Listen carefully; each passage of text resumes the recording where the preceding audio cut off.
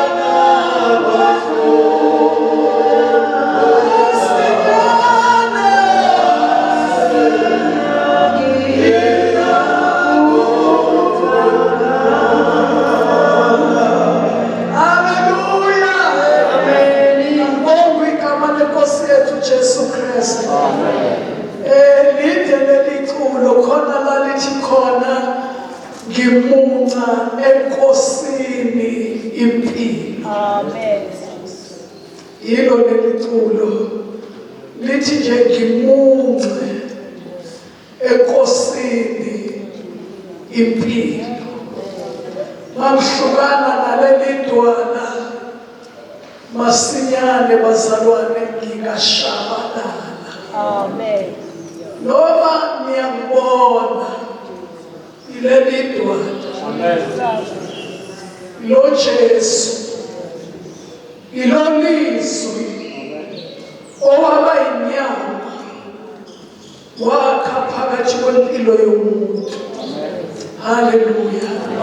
Ngiyabingelela ibandla lamazibulo abhaliwe ezulwini abhalwa nakuNkulunkulu.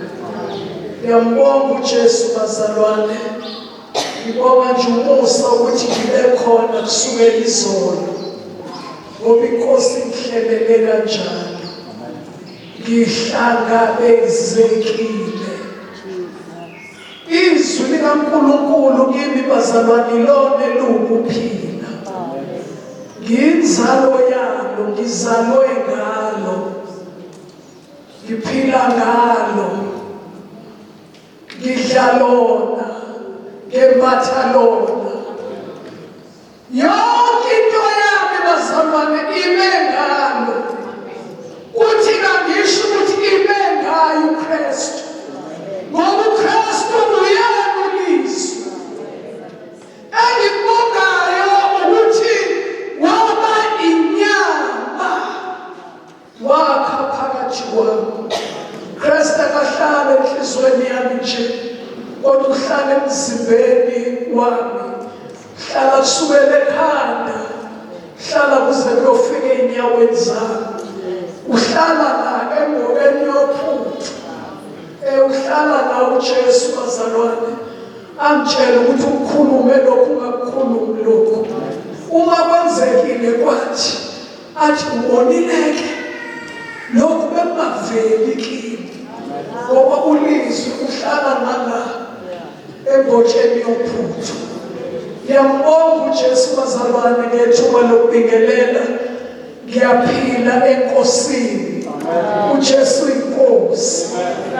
Uma sondliwa kanje ngixoxa nengane bengikhuphuka nayo le izolo. Ngithi kuyisibusiso khona ukuhlangana. Kuyisibusiso ukuthi ngangikhona. Kodwa ngokwezwi uphethe izinto ezimbili bazalwane. iBhayibheli lithi umhlabathi mawuphuza imvula eningi, uyiphuza nje kulokho umthenje.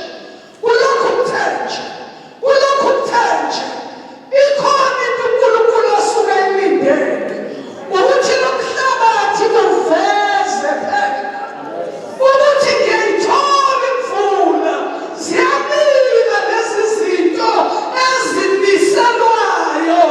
Athini ngokumila ugcina kuthele bese kuba zithelo ezidliwa umhlaba. Kodwa uma umhlabathi uveza ameva, uveza amakhakhasi, iBhayibheli libuye lisho okumelele nalokho. Lithi useduze nomqalekiso. Manje uyabona ukuthi kuba khona njalo ey'nhlanganweni uNkulunkulu akhulume, sikhale kwehle imvula yaphezulu. Kuphinde kwehle imvula yaphezulu. Size sisho sithi hayi mayehle imvula. Emva kwalokho kwenzekani? Ngabe khona into emilayo? Ngabe khona into ekhulayo? Ngabe khona into ezithelo ebonakalayo edliwa abantu emhlabeni na? Ake sithandaze. Ulintwana lethu impela, wena siyanamathela. Uyawusekela umphefumulo, wehlisa imvula ezulwini, uyehlisela emhlabeni ukube unethise umhlaba.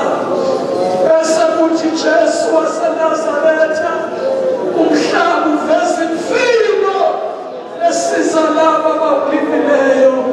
Nathi Nkosi sisize nembewu ehlwanelwa njalo phakathi kwethu.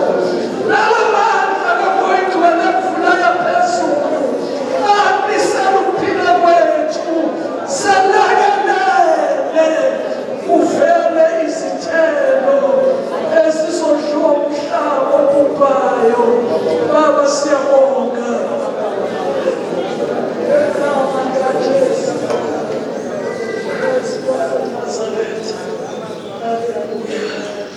Hallelujah.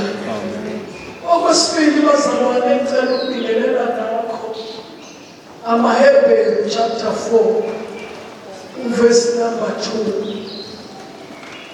Nkosi ulithwala lami kuwena ngiyona bathe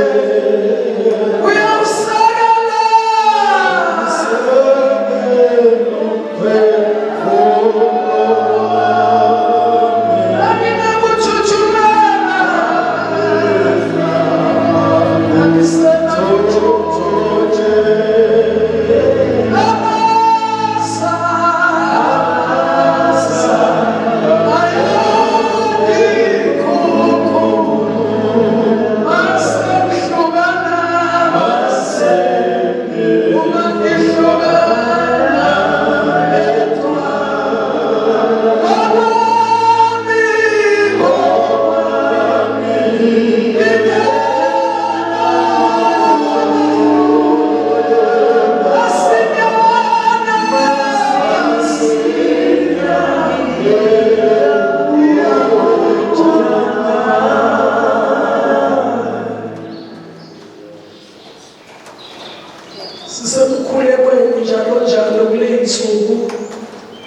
ukuthi uNkulunkulu athume imvuselelo emhlabeni.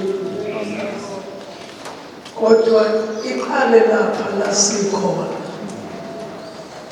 Ibisivutha abazalwane igcwalisa umhlaba.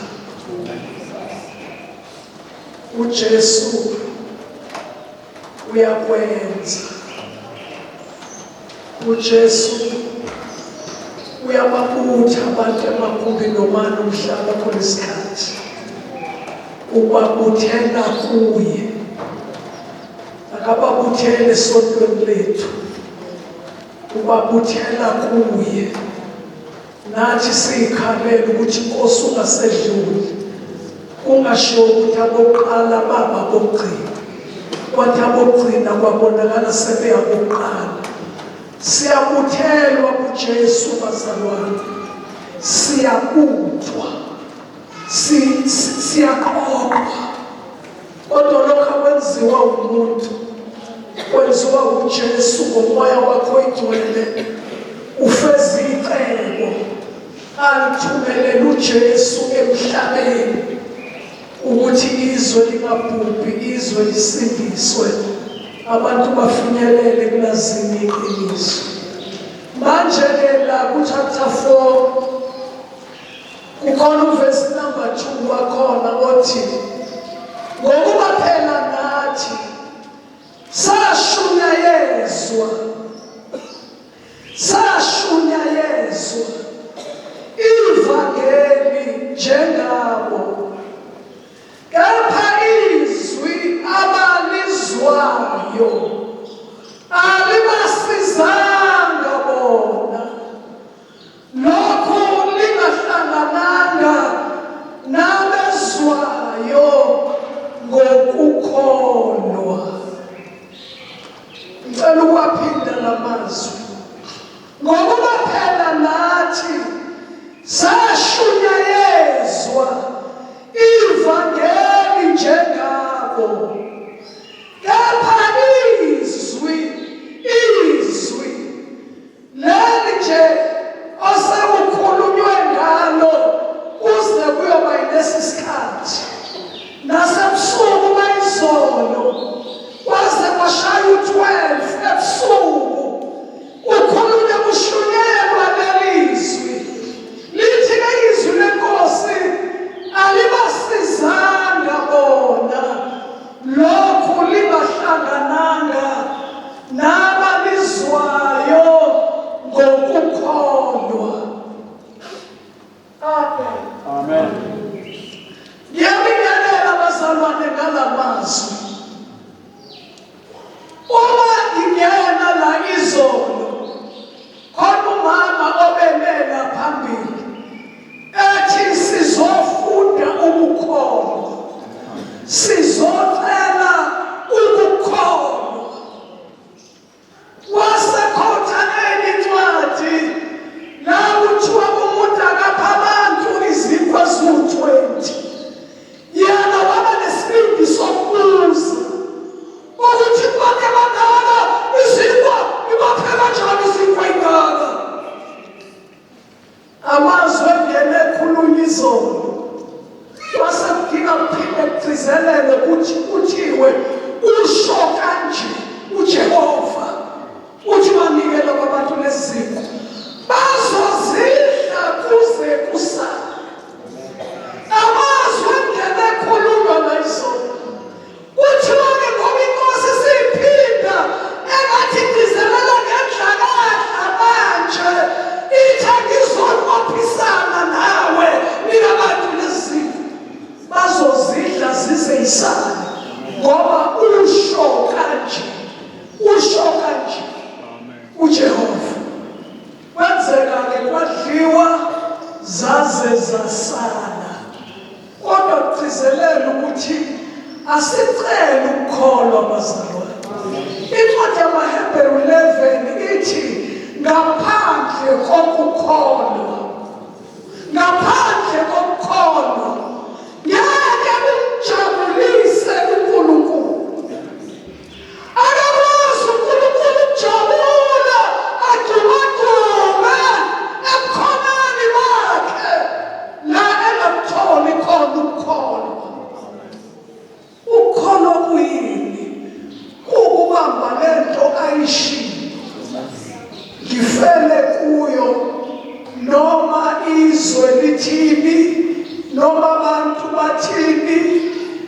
isime phakathi kwaso sithi ngibamba usho wakhe. Haleluya. Ubona ngijilajileka entanjeni yokusho kwakhe. Zimfunguze ziyale angibona ngilenga ekushoni kwakhe. Uyajabula ujabuliswa ukuthi noma moya mduduli kisele noma isiphapha sikubetha phansi inyawo phela phezulu kodwa ngibambele ukuthi uthenje ngoba unamatheleki izokhulula alithi nabenza ngibambelana noma simshwiba singithi ukuthi ngiqinisekile ukuthi uthembekile wethembisa mayethemba ngibambelana kuye wathi ngizokhulula. Asingishwibi nje singishwiba ngibhekile ukuthi siyazi isikhathi sokukhululwa kwami. Ukukholwa bazalwane kuyaqinisa ukuthi uyamazi umuntu omlandelayo. Kodwa ukukholwa kungekho kusuke qinisa khona lokho ukuthi siyasho nje Jesu bakuthiwa kubasumlilo kuthiwa dedela leli gama ungalidedela uzongena la emlilweni. Hayi ngoba ngangisile ukuthi Jesu ngangifike ebandleni lamazibulo okushonjani kungakho ukuthi ngiyashaya mangithi Jesu ngiyayeka. Hawu bazalwane, nathi sashunya izwi njengabo satshelwa lona leli kodwa abanye alibasizanga. Angithi siyabona nje kule mashe sihambayo siyahamba kunomsindo wokuxokozela. Abanye abantu bathi niyalibona izwe liyabhubha nayibona ikhomishini kabani lendoda lesuthu sibongo uma kusuka la uzokwenzeka siyahamba kodwa ungenani izwi likaNkulunkulu uJesu nesinyama wakha phakathi kwakho ubamazi izinto elithe iBhayibheli lami zingaphansi kwey'nyawo zethu. Kodwa wena kubonakale zumthwalo sathanda lakho. Sashunyayezwa ivangeli njengabo bonke abantu kodwa izwi abalizwayo abangalibasizanga ngoba izwi alihlangananga nokukholwa. Izwi lizokusiza lidinga lihlangane nokukholwa. Izwi ukholwa uvale uvice grip kaMoya Oyingcwele athi ngiqinisile ngekujaphe bonke ababheka phezulu bakhanya ubusoka babuyaze kujaphe.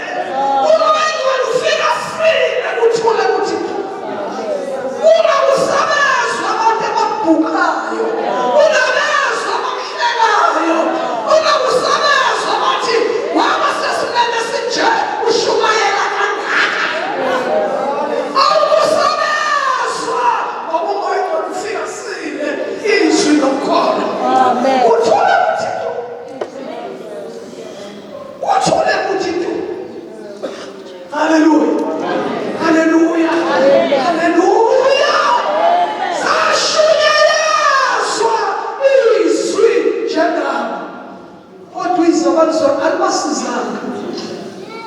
Uyazi lisemusha egcizelela ukuthi nzima uyithembele shunyela kubantu abasha uyithembele ungamfana kube khona abanye abazalwa ilaba bathebe yabo bathi bakhulume mfathu nje ofisa kuphi akayazi lento okuthiwa istage. Batshela iy'ngane zabo istage awukwazi nje ukuvele ujombe istage. Lalela la mina ngune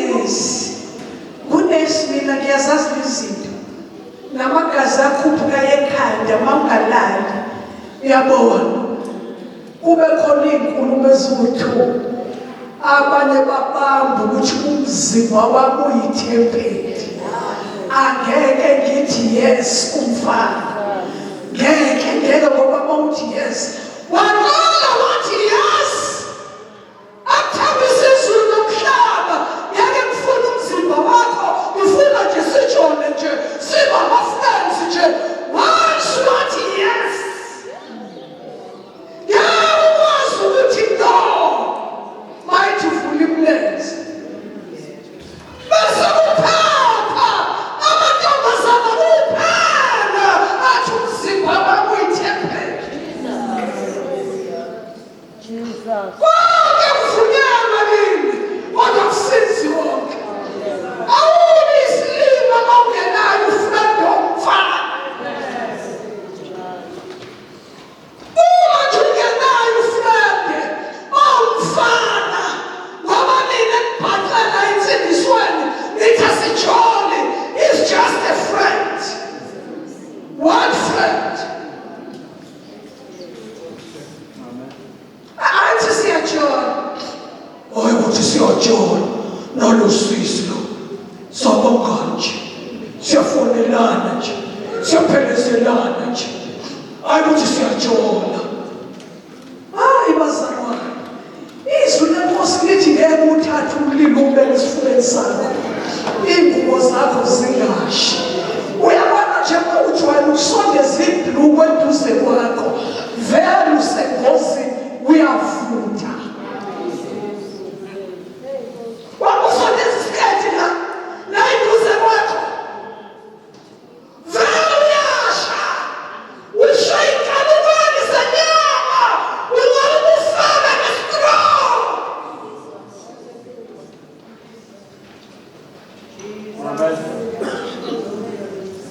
awu haleluya awu haleluya ayibona leminyaka yezandla ezinhle zikaNkulunkulu seyikhalela nakulesikhathi yakuvela iy'ntombazane ezinamadontashi intombazane engathikwa nje intombazane engamenezi intombazane engasondela nje nebhlume asibuye lezo zinto haleluya asibuye angisho njalo eseni ukuthi asibuye noma ubanjwe ivangeli usunabantwana abawu-10 noma abawu-17 ivangeli lithi valulenze kubuyisa ubusha bakho njengokhozi asibuye lezo zinto ziphi intombi ey'fakazayo iy'ntombi zaxoxa iy'ndaba nje mawukafakaza iy'ntombi khona ngizalwa ubani ngazalelwe katheni angingazalwa ngaphandle afunekele ukuthi uzalwe ngaphandle komshado noma ngaphakathi inkambo yakho nojesu ulizwe seyinyama kwenzekeke empilweni wazalwane lento iyakulonda namhlanje u-71 years iy'nwele zami ey'ningi zigrey lento ukuphila ngiyahlukana nesono sobufebe ibonakala inkanuko yenyama ingigcina manje sekuthiwa ngumakhulu ngiyagcina nje anginalo nje ikhehla eliyinamfunamfu eduze anginandoda yomuntu engingahlukani nayo ngiphile ethabini ngisebenza ney'nsizwa ngisebenza nomfundisi wami lo ngume wakhe kodwa ngeke usithole siyinothi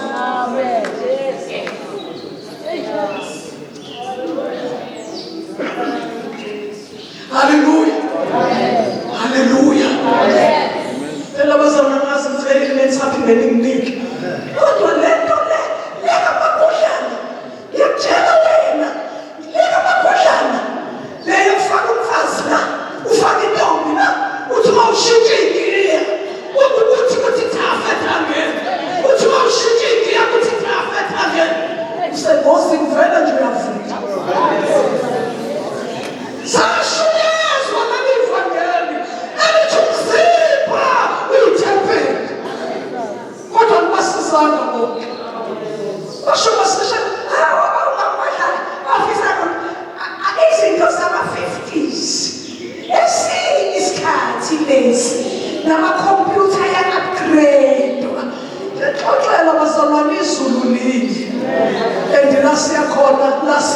khona sisazwe nje lokugcwele akukho ukujikela eceleni sisemgcwele nje semgcwele nje ngabantu unuka emsebenzini izukulwane unuka kuthi uyayitshela akithi njengoba usufundile usebenza nje sebebaningi abazokupholofetha asebezokuboniswa ngesikhathi unemalutho unemasitutu awuphushwanga muntu kodwa abaningi manje bazokuphupha uyozuza umtshela ukuthi sebeyiphuphile abahlali laba bangaka laba bangafuna ukusebenza bathi bazinhleko uyazazi inhleko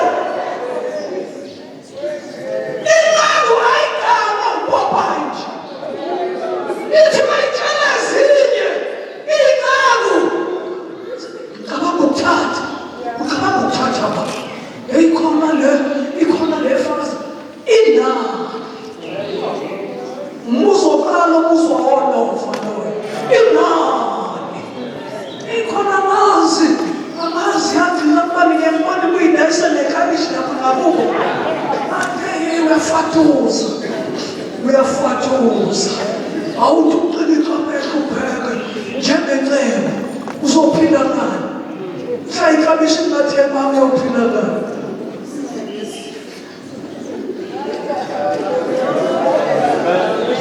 Haleluya. Sashunyezwa lona. Kodwa izwa nalizwayo alimsizanga bona. Akuthina sonke sizwayo esisizakalayo. Abanye bayezwa kodwa asisizakali ngalutho. Sifana nayizolo. Sifana nothanda. Sifana ngonyaka okwavula ngawo iplazi khona baqisayo bathi livula sakhathi mangane usayitendele ngikhona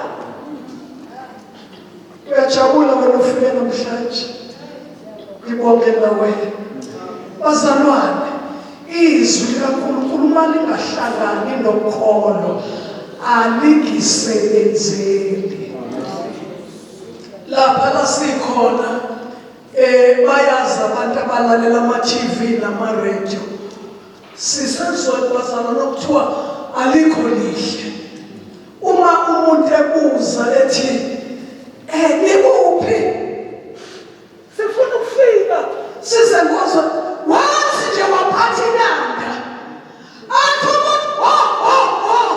umuntu ushenanda athi ngemoto yami ngoba ubugebengu inanda iwunumber 1 eSouth Africa ukhona nendawo eyisiceme la kuzalwa khona lawo bazukulu bami okuthiwa ikamshaya aze afe angeni phoyisa angeni lutho sikakwa yiverelem kukuthule nje kodwa bazalwane sisizwa u-Isaya othi phezu kwale ntaba athi phezu kwale mhlangano athi emini ngiyamboza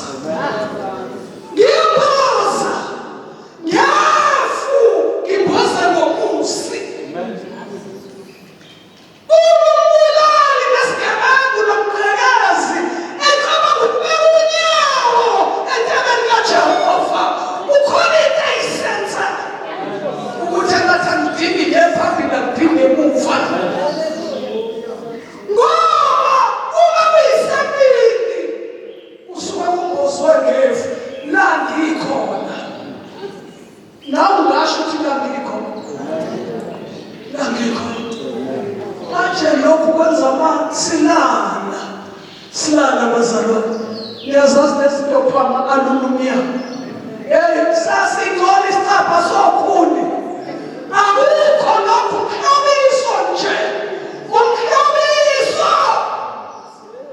bashona mnandako bathi mina lami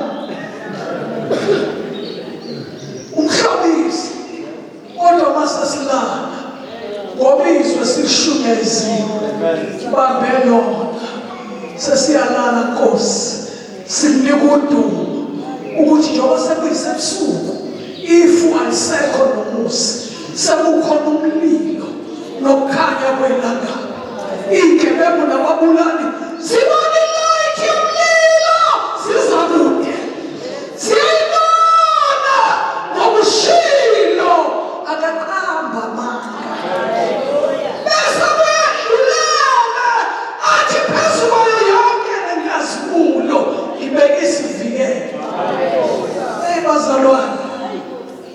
ngivikelekile.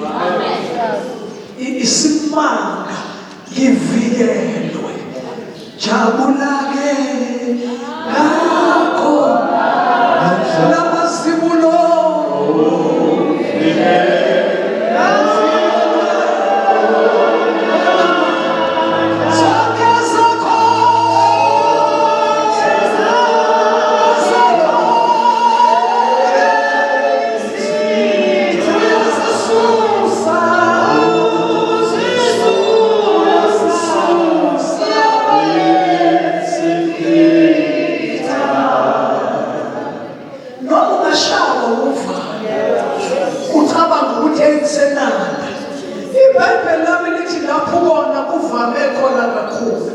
Nomusa kaNkulunkulu uyavama. Akubange sephutheni kuJesu ukuthi ayobeka imvuselelo kuleya ndawo. Abantu ababesaba ukudabula eNanda sebedabulana ngo-1 ebusuku. Angithi sebeya-understand ukuthi bahlala entabeni yaseSiyoni, bahlala emzini ongcwele kaNkulunkulu, la singoniwa khona lutho. Haleluya.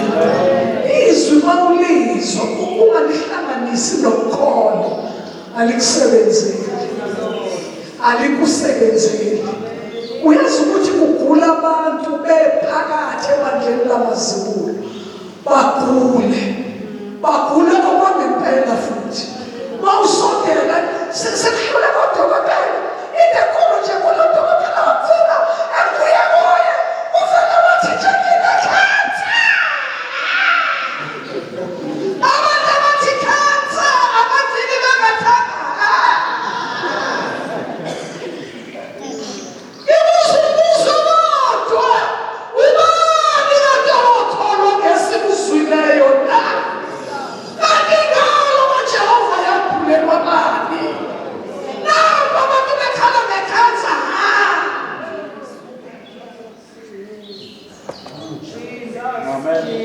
Hallelujah.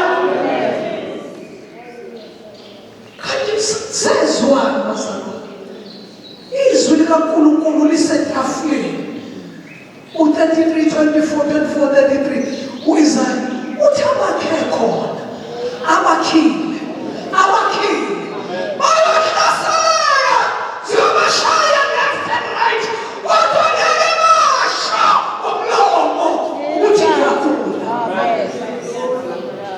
Amlalo ulimi lwasentabeni yaseSiyoni ukuthi wozani nibone ngiyakula. Makuthunyelelwana imiyalezo uthi uNomzulu shalwa sesikhotha usempile ibambene. Hayi ukuthi uyagula. Ngoba bakhe khona lithe ngeke basho ukuthi ngiyagula. Uchane. Hayi ibambene. Angithi niyasho ukuthi kanti umuntu akasempile. Yonke imihla umuntu kanjena imihla yomqashwa yini. Ulibambene. Vala mawutrustwa ngakini. Ubani uzolwelana nawe? Cancer, TB, mgogodla dolo, luzwane kholo. Mawutrust uJesu engakini. Ubani uzolwelana nawe? Yena mayigodlane yathi ndodana. Kodwa wayinikela ngenxa yethu. Bekungaba ngani kube kanjani? Angakiphi konke kanye nayo na. Amen. Amen. Hallelujah. Noma yini phambene uJesu uthuma izwi lakhe ukuthi akula ngalo. Hallelujah. Amen. Yes, bazalwane senzohlala phansi ukuze kuphinde kuphiwe phela. Manje sahlala uzomdonsa. Hallelujah.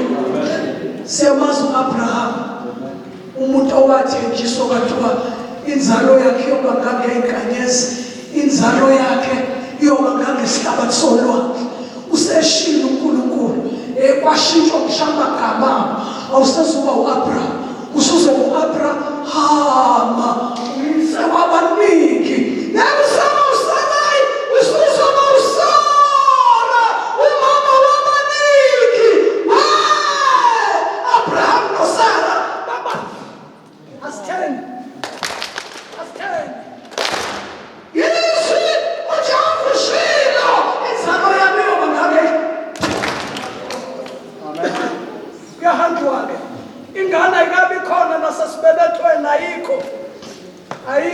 ayikho nasesibelethweni ayikho. Hamba imnyaka kodwa into engiyithandayo ngomdlalo laba bashadikazi u-Abrahama mayebizwa uSara sekuvuthiwe uphuthu ethi ufuna zodla akasho ukuthi Abraham uthi Abrahama asamelu Abrahama Sarai mama wabantu abaningi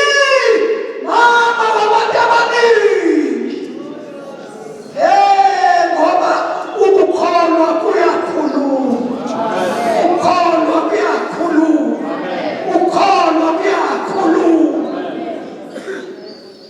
ngelinye ilanga iminyaka ihambile uNkulunkulu usisile u-Abraham usisile kanti enhlizweni yakhe khona lento ekhona enhlizweni zabaningi ukuthi ngisebenze kangaka ifa lami lizodliwa ubani.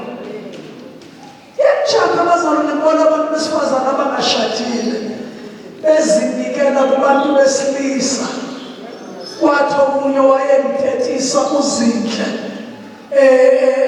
ama-stitches uthi mina mamadlana mina ngizele ingane cishe ayino-9 years yomfana uyangixoxela phela ngithi uphekisana nale nto engiyixoxayo usista ufaka amaqhuzu amarula ney'nto ezihlazo uyabona ukuthi kuhanjiwe kodwa akuhanjiwe ngokwakwaJesu kumnyama uthi mina ngazala ingane endodeni yaka-next door uthi sahlukaniswa ngocingo ngathi hawu kodwa wathi lalela ngangingaqonde kuchitha muzi wathi futhi angikaze ngomchithe into engangiyifuna yingane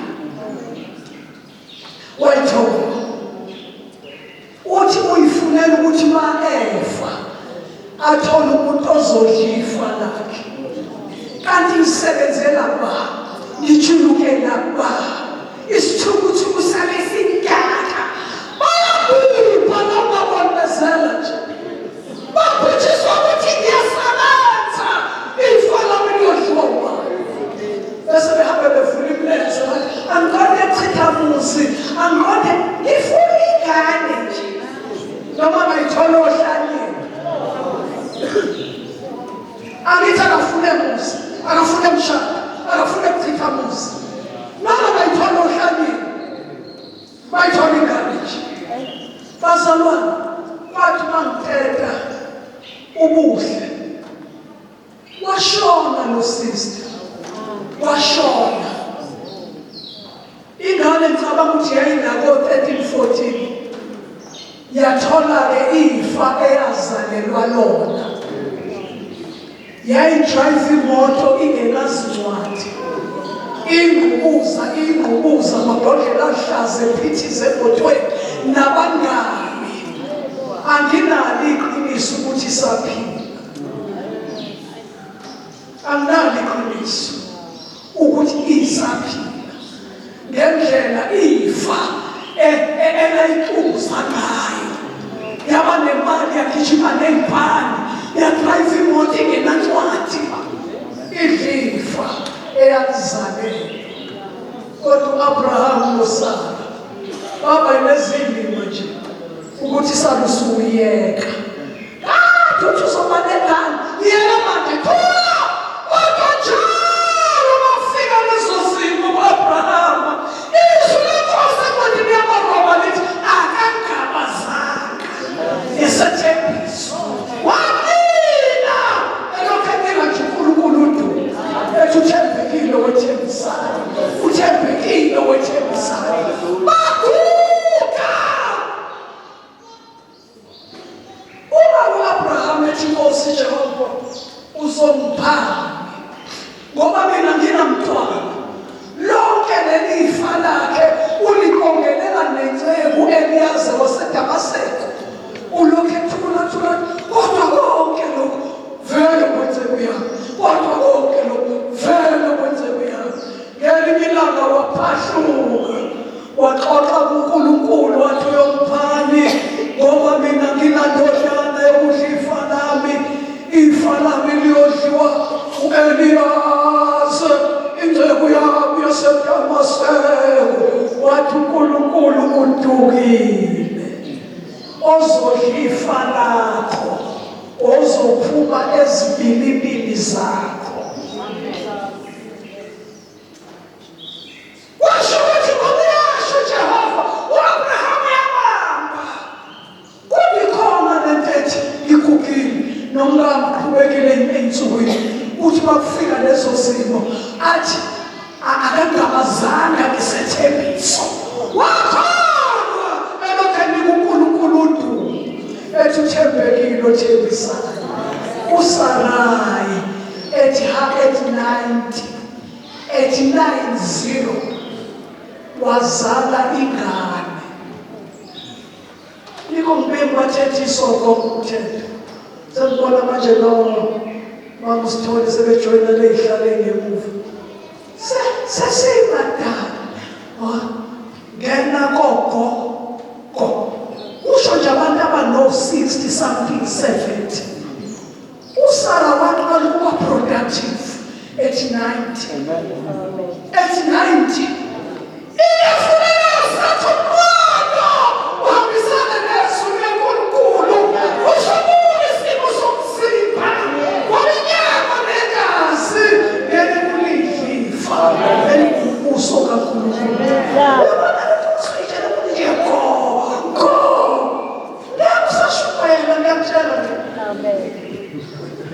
Sola kuti kada ngayikhathi zethu kwamatsha.